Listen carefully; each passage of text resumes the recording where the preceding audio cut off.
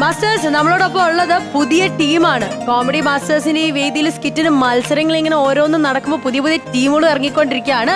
ഈ ടീമിന്റെ പേര് എങ്ങനെയാണ്? ചിരിപ്പൂരം. യെസ്. അപ്പം welcome to comedy masters officially. അപ്പൊ ചേച്ചി ഇതിന്റെ കാര്യങ്ങളൊക്കെ അറിയാലോ. ചേച്ചിയുടെ പേരെങ്ങനെയാ? അശ്വതി. അപ്പൊ അശ്വതി ചേച്ചി ഇത് കറക്കിയാലേ നമുക്കൊരു എമൗണ്ട് കിട്ടുള്ളൂ. എത്ര കിട്ടുമെന്ന് പ്രതീക്ഷിക്കുന്നു? ഞാൻ പറയില്ല, സിദ്ധം പറയും. സിദ്ധം പറഞ്ഞ അച്ചിട്ടാ. ഓഹാ, എന്നാ സിദ്ധം പറയാ. പ്രശ്നവശാൽ 8നും 4നും ഇടയ്ക്കുള്ള, അതായത് 8000നും 4000നും ഇടയ്ക്കുള്ള സംഖ്യ വരും. 6, 6000, 6 ഓ, ഇത് മഷനോട്ട് പോലെയാണല്ലേ? 6000 വരും എന്നാണ് പറയുന്നത്. പ്രതീക്ഷിക്കുന്നത്. ആയിക്കോട്ടെ, ആര കറക്കുന്നേ? സിദ്ധനാണോ കറക്കുന്നേ? എന്നെ ആള് കറക്കി, ഇനി ഞാൻ കറക്കാം. ആഹാ, സിദ്ധന്റെ പേരങ്ങോട്ട് പറയാ. രാമേന്ദ്രൻ. ശരി, എന്നാ കറക്കിക്കോളൂ. സിദ്ധം പറയുന്ന ഏക്കോ നമുക്ക് കാണാം. സിദ്ധ, എന്തോ ഒരു കുഴപ്പം പറ്റിയിട്ടുണ്ടോ? നമ്മുടെ കുഴപ്പമില്ല കേട്ടോ. നമ്മുടെ ഭാര്യ വനജ ചതിച്ചു. ഇത് കുരുമുളകിന്റെ അല്ലയാ, വീട്ടിലല്ല. അത് പറ, അതാണ് പറ്റിപ്പോയത്. കുഴപ്പമില്ല, കൗണ്ടർ നല്ലതാ. ഇനി ബാക്കി സ്കിറ്റിലെ കൗണ്ടർ നമുക്ക് നോക്കാം. All the best. Thank you. Okay. Krishna Guruvayurappa, പണിയെടുത്ത് ജീവിക്കാനുള്ള മടികൊണ്ടാ നോം ഈ ജ്യോതിശാലം തുടങ്ങി. ഇതിപ്പോ കറക്കണ പശുവിനെ വിറ്റിട്ട് കടിക്കണ പട്ടിനെ പഠിച്ച മാതിരേ. കൃഷ്ണ, ഏതിലും ബുദ്ധി ബോധമില്ലാത്തവരെ ഇങ്ങോട്ട് വരുത്തണേ ഭഗവാനെ. കൃഷ്ണ വരുന്നുണ്ട്. ഇന്ന് പുഷ്പ കളിക്കാണ്ട് കയറി വരിക. തെങ്ങിന്റെ മണ്ടേല രാവിലെ എന്നെ ചളിച്ച കൗണ്ടറാ. എന്നാലും സാരില്ല, വരിക. ഇരിക്ക. എന്താ പേര്? ചിഞ്ചു. പുഞ്ചപ്പാടത്ത് ഇഞ്ചി കൃഷിയാണ്. മുമ്പിലെ 2 പല്ലും സ്വർണ്ണം പൂശിയതാണല്ലേ? അതെങ്ങനെ മനസ്സിലായി? ഇഞ്ചി കൃഷി ഇവിടെ ഇറക്കിയപ്പോളെ എനിക്ക് മനസ്സിലായി. അതെ, ആള് പറയാ. നാളെ വേറെ ഒന്നുമില്ല, സമയത്തിൽ കപ്പയും മേടിക്കണം, ബീഫും മേടിക്കണം. സ്വാമി വരുന്നുണ്ടോ? ഒറ്റ വീക്ക് വെക്കാണല്ലോ. കപ്പയുടെ മീനും കാര്യമല്ല പറഞ്ഞ. നാള് പറയൂ കുട്ടിയെ. മീനത്തിൽ ഭരണി. നിങ്ങള് മീനിലോ അല്ല കപ്പയിലോ മീനിലോ എവിടെ വെച്ചിട്ട് വെച്ചോളൂ. നക്ഷത്രം പറയൂ. മീനമാസത്തിലെ ഭരണി നക്ഷത്രം. നല്ല നാളാണല്ലോ. എന്നാൽ പ്രശ്നത്തിലേക്ക് കിടക്കാം. 101 രൂപ ദക്ഷിണ വെക്കൂ. എന്താ അത്? ആളെ കളിയാക്ക. 101 വെക്കാൻ വേണ്ടിട്ട് ഒരു 100ന്റെ ഒട്ടും ഒരു ചോക്ലേറ്റാ. ചില്ലറയില്ല സ്വാമി, അതാ ഒരു മിഠായി വെച്ചത്. ഇതിപ്പോ കേരളത്തിലെ ട്രെൻഡായി മാറി. ചില്ലറ വയ്ക്ക. 3 കുട്ടിച്ചാക്ക മോളിരിക്കണ കഷ്ടം തന്നെ. ആട്ടെ, പ്രശ്നങ്ങൾ പറയാ. മൊത്തം പ്രശ്നോ സ്വാമി? പറഞ്ഞു വരുമ്പോ അതൊരു വലിയ കഥയാ. നിർത്താ. ഓം സ്വാമി ഭസ്മം എടുക്ക. ഓം. കഥ പറയുമ്പോഴും സിനിമ കാണുമ്പോഴും കപ്പലിൽ തിന്നണ പരിപാടി ഉണ്ട്. പറയാ. സ്വാമി സ്വാമി കള്ളുകൂടിയാണ് പ്രശ്നം. പെണ്ണുങ്ങള് കള്ളു കുടിക്കുന്ന അത്ര ചുവല്ലോ. അല്ല, ഞാനല്ല, എന്റെ ഭർത്താവ്. യോഗാസനം എന്ന് കേട്ടിട്ടുണ്ടോ? എന്നാ വിധവനെ ആ ക്ലാസ്സിൽ അങ്ങോട്ട് ചേർത്തല്ലോ. എന്നിട്ടോ ഇപ്പൊ തല കുത്തിന്നല്ലേ ശീർഷാത്തിൽ നിന്നാലേ പെട്ടെന്ന് അങ്ങോട്ട് കയറി പിടിച്ചോളും. പ്രശ്നം പറയാ. സ്നേഹമില്ലോ സ്വാമി, അമ്മയോടാണ് ആൾക്ക് ഭയങ്കര സ്നേഹം. സ്വാഭാവികമായിട്ടും മക്കൾക്ക് അമ്മയോട് സ്നേഹം ഉണ്ടാവൂലോ. നിങ്ങളുടെ അമ്മായിമ്മേനെ അമ്മയെ കണ്ടാ മതി. ഉദാഹരണത്തിന് നിങ്ങളുടെ അമ്മായിമ്മയുടെ മുമ്പിൽ ഒരു പുലി വന്നു നിൽക്കാം, നിങ്ങൾ എന്താ ചെയ്യാ? പുലിനെ വിരട്ടി ഓടിക്കും. അപ്പൊ അമ്മായിമ്മയുടെ സ്നേഹം ഉണ്ട്. തള്ളനോട് സ്നേഹമൊന്നും ഉണ്ടായിട്ടല്ല, ഞാനോ പെട്ടു. ആ പുലിയെങ്കിലും രക്ഷപ്പെട്ടു. കഷ്ടായിരിക്കണം. ആട്ടെ, നിങ്ങളുടെ ഭർത്താവ് വിദ്വാന് എന്താ ഒരു തൊഴില്? ഒരു തൊഴിലുമില്ല സ്വാമി, വെറുതെ 24 മണിക്കൂറും കറക്ക. കഷ്ടായി. എന്നാൽ കറങ്ങണ വിദ്വാൻ ഇങ്ങോട്ട് വിടാ. ഇവിടെ ഒരു ജോലിയുടെ ഒഴിവുണ്ട്. അതെന്ത്? ഇവിടെ ഒരു കുബേരക്കുഞ്ചിയുടെ ഒഴിവുണ്ട്. വെറുതെ നിന്നിങ്ങനെ കറങ്ങിയാൽ എനിക്ക് കുറച്ച് കാശും കിട്ടും, ആളെ കഴിഞ്ഞ് നടത്തി കൊടുക്കും ചെയ്യാം. ആട്ടെ, ഈ കള്ളു കുടിച്ച് നടക്കാൻ ഈ തൊഴിലില്ലാത്ത വിധുവിന് എവിടുന്ന കാശി? എന്റെ കയ്യിലും കാതിലും കിടക്കണ സ്വർണ്ണം. പിന്നെ അവിടുന്ന് ഇവിടുന്നൊക്കെ കടോ മേടിച്ച സ്വാമി ഞാൻ കള്ളു കുടിക്കാൻ ആൾക്ക് കാശ് കൊടുത്തേ. കള്ളു കുടിക്കാൻ പണയം വെച്ച് കൊടുക്കേ. എന്താ കുട്ടി പറയണേ? സ്വാമി, ഈ കള്ളെന്ന് പറയുന്നതേ ഒരു പോഷാഹാരം എന്നാണ് എല്ലാവരും പറയണത്. എന്റെ ഭർത്താവിന് ഒരു പോഷാഹാരക്കുറവ് ഞാനായിട്ട് വരത്തില്ല. അതിനെ ഈ ചിഞ്ചു മരിക്കണം. എന്നിട്ടാണ് സ്വാമി എന്നോട് ആ മനുഷ്യൻ ഇങ്ങനെയൊക്കെ ചെയ്ത. ഇപ്പോണെങ്കിൽ കാടത്തേക്ക് എടുത്ത് മൂടിയാ സ്വാമി. കടങ്ങളൊക്കെ മാറാൻ എല്ലാ മാസം 1-ാം തീയതി കാശിയിലേക്കൊരു തീർത്ഥയാത്ര നടത്തുക. തീർത്ഥയാത്ര എന്നാ പറഞ്ഞേ. 2 കൊല്ലം കാശി താമസിച്ച് എന്നോടാണ് പറഞ്ഞത്. അവിടെ പോയ എന്റെ അന്നത്തെ കട ഇതുവരെ വീണിട്ടില്ല. പിന്നെ അദ്ദേഹം ആണെങ്കിൽ സ്വാമി ഒരു ബിസിനസ് ചെയ്തു പൊട്ടി പാളീസായി സ്വാമി. എന്ത് ബിസിനസ്? ഈ മുടി വളരണ എണ്ണ കണ്ടുപിടിച്ചേ. നല്ല ബിസിനസ് അല്ലേ കുട്ടി? നല്ല ബിസിനസ് ഒക്കെയാണ്. ഈ മുടി വടിക്കണ സ്ഥലത്ത് പോയിട്ട് ഈ വളരണ എണ്ണ. എണ്ണ അതിന്റെ ബിസിനസ് ചെയ്തിട്ട് വല്ല കാര്യമുണ്ടോ ഈ സ്വാമി? മുടി വരണ സ്ഥലം ഏതാണാവോ? പഴനി. കഷ്ടായിരിക്കണം കുട്ടിയെ. കാര്യങ്ങൾ നിൽക്കട്ടെ, പ്രശ്നങ്ങളിലേക്ക് വന്നു കഴിഞ്ഞാൽ ആകെ പ്രശ്നങ്ങളാണ്. അയ്യോ, ഇരുട്ടാണ് കാണുന്നത്.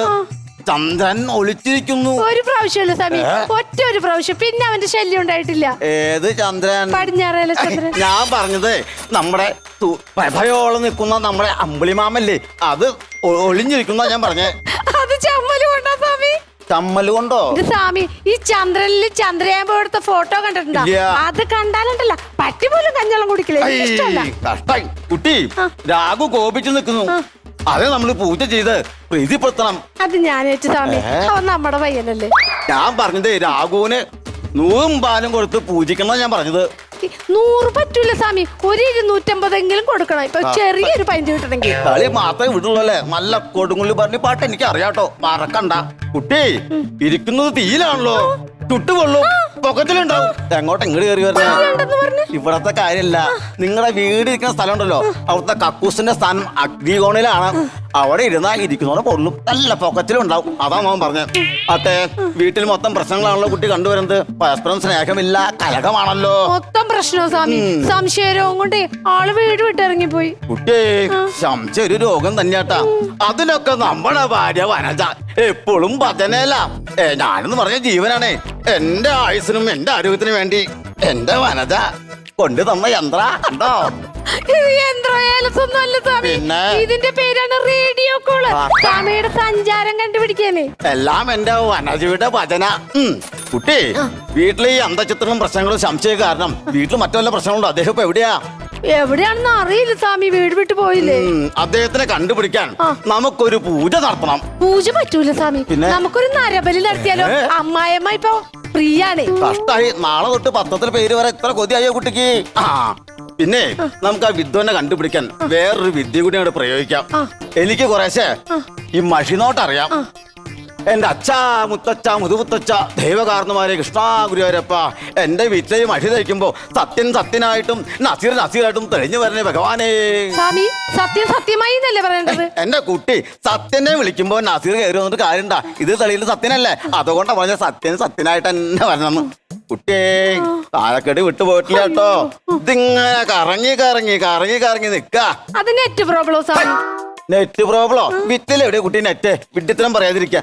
തെളിഞ്ഞിരിക്കണല്ലോ. ദേ ഇതാണ് ആ വിദ്വാൻ. ഇതാണ് സ്വാമി എന്റെ ഭർത്താവ്. ഇത് തന്നെ. തോണ്ടണ്ട, മൊബൈലല്ല. അയ്യോ സ്വാമി, എന്റെ ഭർത്താവിന്റെ കൂടെ ഒരു പെണ്ണിനെ കൂടി കാണുന്നു. നോക്കട്ടെ. അയ്യോ കുട്ടിയെ, അടുത്ത മാസം നടത്താന്ന് വെച്ചാ പൂജ നടക്കില്ല കേട്ടോ. പിന്നത്തെ മാസം നടത്താം സ്വാമി. പിന്നത്തെ മാസം നല്ല, ഇനി 14 കൊല്ലത്തിൽ നടക്കും സ്വാമി തോന്നുന്നു. എവിടെ പോണു? നിങ്ങളുടെ വിദ്വാന്റെ കൂടെ മുട്ടുരുമിരിക്കുന്ന ആ പെണ്ണുണ്ടല്ലോ, എന്റെ ഭജനക്ക് പോയ വനജ, അവളെന്ന് ഞാൻ കൊല്ലും. അപ്പൊ വനജയുടെ കാര്യം ഗോവിന്ദ. മാസ്റ്റേഴ്സ്, അപ്പൊ നമ്മുടെ ടീമിന്റെ പെർഫോമൻസ് ഒക്കെ നമ്മൾ കണ്ടു കഴിഞ്ഞിരിക്കുകയാണ്. ഇനി കമന്റ്സിലേക്കാണ് നമ്മൾ പോകുന്നത്. ആര് തുടങ്ങണം? ഓക്കെ, നാദിക. രണ്ടുപേരും ഇതിനു മുമ്പ് പരിചയമുള്ളതാണോ? നമ്മള് ഒരു കേരള കലാസംഘം കൊണ്ടൊരു കലാഗ്രൂപ്പ് ഉണ്ട്. ആ, അങ്ങനെ നമുക്കറിയാം. നാടകം ഒക്കെ അഭിനയിക്കാൻ. ഞാൻ തിയേറ്റർ ആർട്ടിസ്റ്റാണ്. ഇപ്പൊ മിമിക്രി ആർട്ടിസ്റ്റ് ആയിരുന്നു ബേസിക്കലി. അത് ശരി. കുറച്ച് നാളെ തൃശ്ശൂർ രംഗചേതനയില്. തൃശ്ശൂർ ഒരുപാട് മിമിക്രി ആർട്ടിസ്റ്റുകളുണ്ട്, അവരൊക്കെ അറിയാം. സലീമിക്ക, ഫ്രാൻസ് ചേട്ടൻ ഒരു കാലത്തുണ്ടായിരുന്നത്. പിന്നെ അതിനുശേഷം രാജേഷ് കരിവന്തല, ഗിരീഷ് കരിവന്തല, ഞങ്ങളൊക്കെ ഒരു ബാച്ചായിരുന്നു. കാക്കനാട് എവിടെയാ? കാക്കനാട് കുന്നുംപുറമല്ലേ? നാടകത്തിലൊക്കെ ബാങ്കിന്റെ ഓപ്പോസിറ്റ്. ഞാൻ കാണാറുണ്ട് സാറിന്. കണ്ടിട്ടുണ്ട്. നമ്മള് കണ്ടിട്ടുണ്ടാവും. വാഴക്കാല. സൂക്ഷിച്ച് നോക്കിയാൽ നമുക്ക് മനസ്സിലാവും. ഞാൻ വാഴക്കാലേ. അല്ലാതെ പരിചയമുണ്ട്. കണ്ടിട്ടുണ്ട് വണ്ടിയിലൊക്കെ പോകും. അല്ല, ഞാൻ ചോദിച്ചതേ, ഈ നാടകം ഇതൊക്കെ ആയിട്ട് അഭിനയിച്ച ശീലമുണ്ടോ? നാടകം ഇപ്പോഴാണ്. ഞാൻ സിനിമയിലൊക്കെ ഒന്ന് സൂക്ഷിച്ചു നോക്കിയ ആളെ മനസ്സിലാവും നമുക്ക്. ഒന്ന് സൂക്ഷിച്ചോ. ആക്ഷൻ ഹീറോ ബിജു അല്ലേ? ആ മൂവിയിലുണ്ട്. അതല്ലാണ്ട് വേറെ കോബ്രയുടെ കള്ളന്റെ വയർലെസ് കള്ളന്റെ കാമുകിയായിട്ട് ഞാൻ. സോറിട്ടാ, ഇത്ര എനിക്ക് ഈ കണ്ണടയുടെ പ്രശ്നമുണ്ട്, അതുകൊണ്ടായിരിക്കും. ആക്ഷൻ ഹീറോ ബിജുലാണ് കുറച്ചുകൂടെ ശ്രദ്ധിക്കപ്പെടുന്ന ഒരു വേഷം ചേച്ചി ചെയ്തത്. നന്നായിരുന്നു. രണ്ടുപേരും അതിന്റെ ഒരു എക്സ്പീരിയൻസ് ഉണ്ടെന്നുള്ളത് അഭിനയത്തിൽ മനസ്സിലായി. പിന്നെ നമുക്ക് ഇവിടുത്തെ ഒരു പ്രശ്നം എന്നറിയോ, ഞാൻ ഇതായിട്ട് പറഞ്ഞല്ല, രണ്ടുപേരും നന്നായിട്ട് പ്രസന്റ് ചെയ്തു. നല്ല അഭിനേതാക്കളാണ്, അതിന് പ്രത്യേകിച്ച് പറയേണ്ട കാര്യമില്ല. പക്ഷെ നമുക്ക് ഈ ഇതിന് പ്രൈസ് മണി എന്ന് പറയുന്ന സാധനം കിട്ടണമെങ്കിൽ കൗണ്ടറുകളില്ലേ, പെട്ടെന്ന് ചിരിപ്പിക്കുന്ന അതിന്റെ എണ്ണം എത്രയാണെന്ന് വെച്ചിട്ടുണ്ടെങ്കിൽ അതനുസരിച്ചിട്ടാണ് ഞങ്ങളിവിടെ. അതല്ലാണ്ട് നിങ്ങൾ എങ്ങനെ ഗംഭീരമായിട്ട് പെർഫോം ചെയ്താലും ഞങ്ങൾക്ക് ഈ പൈസ കൂട്ടിത്തരാനായിട്ടുള്ള മാർഗമില്ല. അത് ഞങ്ങൾ ഇവിടെ നിന്ന് ആസ്വദിക്കും, നന്നായിട്ട് അഭിനയിക്കുന്നുണ്ട്, അതൊക്കെ രസമാണെന്നൊക്കെ പറയും. പക്ഷെ ഇവിടെ ഇതടിക്കണമെങ്കിൽ ഈ കൗണ്ടറിൽ പൊട്ടിച്ചിരിപ്പിക്കുന്ന എന്തെങ്കിലുമൊക്കെ വന്നു കഴിഞ്ഞിട്ടുണ്ടെങ്കിൽ, എന്നാലും എവിടെയെങ്കിലൊക്കെ ചിരിക്കാനുണ്ടെങ്കിൽ ഞങ്ങളങ്ങനെ ബലം പിടിച്ചിരിക്കാറില്ല. എവിടെയെങ്കിലൊക്കെ, കാരണം വെച്ചിട്ടുണ്ടെങ്കിൽ എല്ലാവരും ഭയങ്കര കൊമേഡിയന്മാരായിട്ട് വന്നിരിക്കുന്ന ആൾക്കാരല്ല. നിങ്ങളൊക്കെ നിങ്ങളുടെ ആദ്യത്തെ എക്സ്പീരിയൻസ് ആണ്. അപ്പോൾ എവിടെയെങ്കിലും ഒരു ചെറിയ നർമ്മം തോന്നിയെന്ന് വെച്ചാൽ ഒരു മടി വിചാരിക്കാതെ അടിക്കുന്ന ആൾക്കാരാണ്. അപ്പോൾ അങ്ങനെ നമ്മളെ കൊണ്ട് മാക്സിമം ചെയ്യാവുന്നതൊക്കെ ചെയ്തിട്ടുണ്ട് കേട്ടോ. Okay, thank you. ചേട്ടാ, തിരുപ്പൂരം ആദ്യത്തെ പെർഫോമൻസ് സാരമില്ല. ആദ്യത്തെ പെർഫോമൻസ് എന്ന് പറഞ്ഞിട്ട് നമ്മൾ കയറുമ്പോൾ ഈ കളം എന്താണെന്നൊന്ന് മനസ്സിലാക്കണമല്ലോ. അങ്ങനെയുള്ള ഒരു മനസ്സിലാക്കലിന്റെ വേദിയായിട്ട് വിചാരിച്ചാൽ മതി, അല്ലേ? അതാണ് അതിന്റെ കാരണം. നമുക്കിപ്പോൾ മനസ്സിലായി ഇതാണ് ഇതിന്റെ ഒരു പാറ്റേൺ എന്നുള്ളത്. കുറച്ച് കൗണ്ടറുകളുടെ കുറവുണ്ട്, പക്ഷെ നിങ്ങളുടെ പെർഫോമൻസിൽ ഞങ്ങൾ അങ്ങനെ നോക്കിയിരുന്നു പോയി. സിദ്ധൻ നന്നായി ഗംഭീരമായിട്ട് സ്റ്റൈലും ആ രീതിയും ആ മഷിനോട്ടവും കാര്യങ്ങളും, പിന്നെ പുള്ളിക്കാരിയുടെ സ്വാഭാവികമായ അഭിനയമാണ്. അത് വളരെ നാച്ചുറലായിട്ട് തന്നെ നിങ്ങൾ തമ്മിലുള്ള ചോദ്യങ്ങളൊക്കെ അത് യഥാർത്ഥമായിട്ട് രണ്ടുപേരും നമ്മുടെ മുന്നിൽ നിന്ന് ഇങ്ങനെ ചോദിക്കുന്ന പോലത്തെ ഒരു ഫീൽ നിങ്ങൾ കൊണ്ടുവന്നു. നമുക്ക് ഇവിടെ അതല്ല വേണ്ടത്. ഇവിടെ ടക്ക് ടക്ക് ടക്ക് ടക്ക് ടക്കേന്ന് പോയാലേ, കാരണം 30 സെക്കൻഡിനകത്ത് നിൽക്കുന്ന ഒരു കളിയാ. ആ 30 സെക്കൻഡ് അങ്ങോട്ട് കടന്നു പോയാൽ നമ്മുടെ 2000 പോകുന്നത്. അതൊന്ന് ഓർത്ത് വെച്ചു. ഈ എപ്പിസോഡ് കാണുമ്പോൾ നിങ്ങൾക്കറിയാം ഞങ്ങൾ അതൊന്നും റിപ്പീറ്റ് ചെയ്യുന്നില്ല. പക്ഷെ നിങ്ങൾ നല്ല ആർട്ടിസ്റ്റുകളാണ് രണ്ടുപേരും, അത് ഓൾറെഡി നിങ്ങൾ തെളിയിച്ചവരുമാണ്. ഓക്കെ, അപ്പൊ ഇനി അടുത്തതിന് വരുമ്പോ ഒന്നുകൂടെ ഒന്ന് തയ്യാറായി വരും. തീർച്ചയായും. യെസ്. അപ്പൊ എങ്ങനെയുണ്ടായിരുന്നു ഇവിടെ പെർഫോമൻസ് ബിപിൻ ചേട്ടാ? എനിക്ക് നന്നായിട്ട് ഇഷ്ടപ്പെട്ടു. കാരണം ഒരു പുതിയ ഈ സ്റ്റേജിൽ, അതായത് ഒരുപാട് സീനിയർ ആയിട്ടുള്ള ആർട്ടിസ്റ്റുകളാണ് രണ്ടുപേരും. ഈ സ്റ്റേജിൽ അത് പുതിയ ആളുകളായിട്ട് പോലും വളരെ ഗംഭീരമായിട്ട് പെർഫോം ചെയ്തായിട്ട് തോന്നി. നല്ലൊരു സ്ക്രിപ്റ്റും കൂടി ഉണ്ടായിരുന്നെങ്കിൽ നിങ്ങൾ, അതായത് കുറച്ചും കൂടി ഗംഭീരമാവുമെന്ന് തോന്നി. അപ്പോൾ അടുത്ത തവണ വരുമ്പോൾ ആ സ്ക്രിപ്റ്റിൽ കുറച്ച് കൂടുതൽ ശ്രദ്ധിക്കുക, ചിരിപ്പിക്കുന്നതിൽ ശ്രദ്ധിക്കുക. രണ്ടുപേരും പെർഫോമൻസ് ഉഗ്രനായിരുന്നു. Thank you so much. അപ്പൊ ഫസ്റ്റ് സ്റ്റേജ്, ഫസ്റ്റ് സ്കിറ്റ് നമ്മൾ നന്നായിട്ട് ചെയ്ത് കഴിഞ്ഞിരിക്കുകയാണ്. ഒരു എക്സ്പീരിയൻസ് എന്നുള്ള രീതിയിൽ ഇവിടുത്തെ കാര്യങ്ങളൊക്കെ മനസ്സിലായല്ലോ. ഇതിന് മനസ്സിലായോ? മനസ്സിലായിക്കണു. ആ, ഇനി അങ്ങോട്ടേക്ക് എല്ലാം ചെയ്തോളൂ അല്ലേ? ആവർത്തിക്കില്ല. ശരി, തിരിഞ്ഞു നോക്കാനുള്ള സമയം കറക്റ്റ് ആണോ? ആവാം. എന്നാ നോക്കാം. ശരി, നോക്കിക്കോളൂ. ഈ ചേട്ടന്റെ സൗണ്ട് നല്ല സൗണ്ട് അല്ലേ? നല്ല സൗണ്ട്, ഭയങ്കര ബാധകയാണ്. 8,000 rupees ആണ് നിങ്ങൾക്ക് ലഭിച്ചിരിക്കുന്നത്. കുഴപ്പമില്ല അല്ലേ? സ്റ്റാർട്ടിംഗ് ആണ്. ഇനി അവിടെ നിന്ന് വെച്ചടി നമ്മൾ കയറി പോകും. നമുക്ക് ഇക്കാനൊക്കെ ഇവരും കാണാൻ പറ്റുന്ന ഏറ്റവും വലിയ ഭാഗ്യമാണ്. കാരണം എന്റെ ചെറുപ്പത്തിലെ കെൽട്രോൺ എന്ന് പറഞ്ഞൊരു ബ്ലാക്ക് ആൻഡ് വൈറ്റ് ടിവിയിലാണ് ഞാൻ ആദ്യം ടിക്കറ്റ് പരിപാടി കാണുന്നത്. Oh my God! You did it! You did it! യുവദർശൻ എന്നുള്ള പരിപാടി. ഞാൻ പോണ്.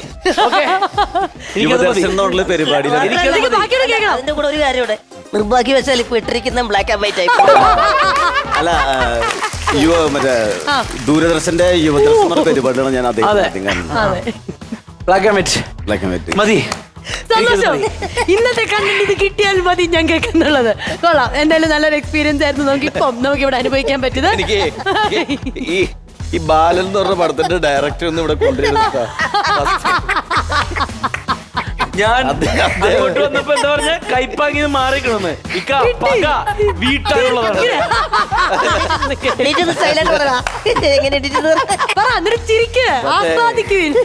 Thank you. അപ്പൊ എന്തായാലും നിങ്ങൾക്ക് 8,000 rupees വേണ്ടേ? എന്നിട്ട് വേണം ഞങ്ങൾക്ക് ഒരു ആഫ്റ്റർ പാർട്ടി നടത്താൻ വേണ്ടി അല്ലേ? ശരി, വരട്ടെ പൈസ.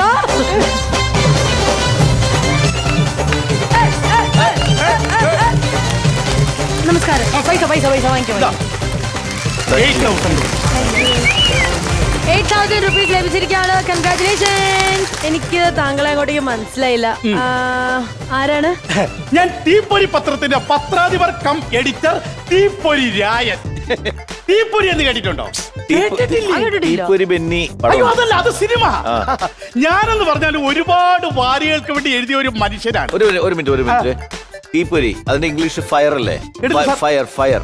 അങ്ങനെ ഒരു മാഗസിൻ അല്ലേ? അല്ല, അതല്ല. അയ്യോ, ഞങ്ങളുടെ ഒരു പത്രമാണ്. അതെന്താണ് ഫയർ എന്ന് വെച്ചാൽ നീ വായിച്ചിട്ടില്ലേ? എന്ത് സംഭവം? നിന്റെ തലേനയുടെ അടിയെന്നാണ് ഞാൻ എടുത്ത് വായിച്ചത്.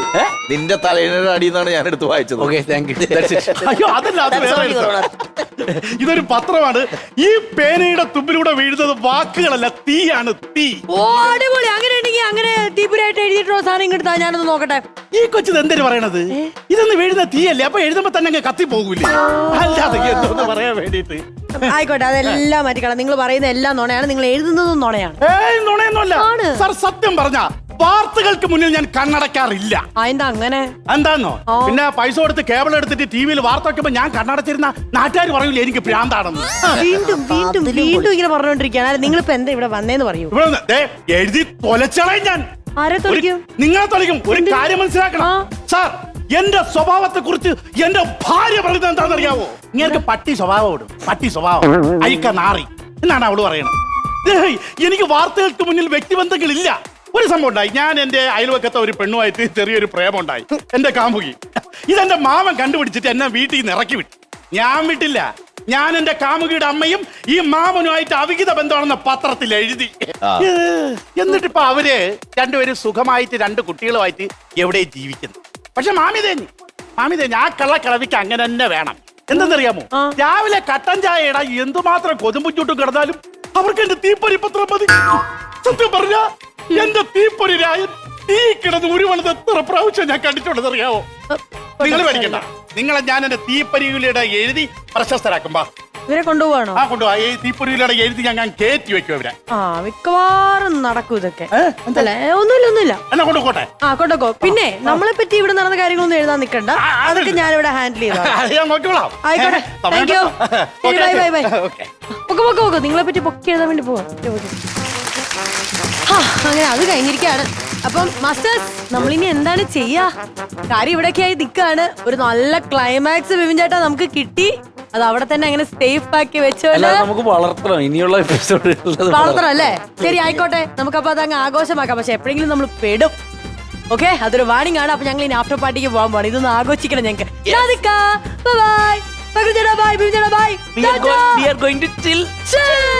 ബൈ.